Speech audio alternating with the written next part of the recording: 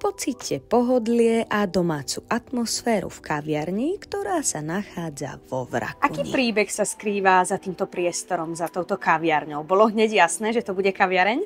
Bolo hneď jasné, že tento priestor premeníme už teraz s mojím manželom na kaviareň.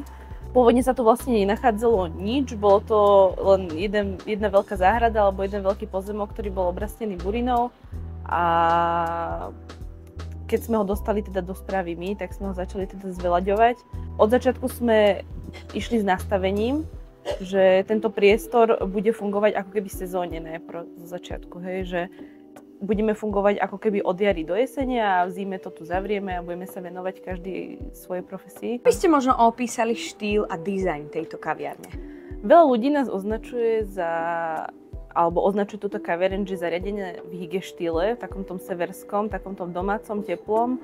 Ja sa s tým aj stotožňujem, aj nestotožňujem. Na jednu stranu nerada by som tento priestor označovala, že je čisto v jednotnom štýle zariadený, lebo páči sa mi veľa interiérových štýlov, veľa architektonických štýlov a celé som to komponovala nejakým spôsobom tak prirodzene, ako to išlo, ako som to cítila v tom momente, že ten priestor by mal byť zariadený.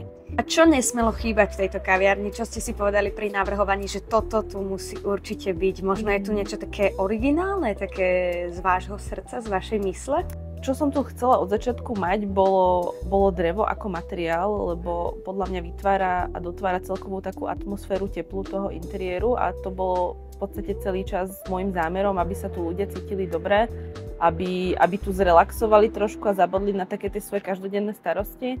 A to je asi jediné, čo som od začiatku vedela, že ak túto stavbu budeme realizovať, tak chcem, aby väčšina bola ako keby drevostavba, alebo to drevo tu bolo ako opakujúci sa prvok, takisto ako pri nábytku, takisto ako pri samotnej tej stavbe. Aký je váš obľúbený kútik v tejto kaviarni a naopak, aký je obľúbený kútik návštevníkov kaviarne? Môj obľúbený kútik je aktuálne kútik okolo krbu. V zime ho teda používame na zakurovanie a je to vlastne to samotné výhrevné teleso celej tejto kaviarne.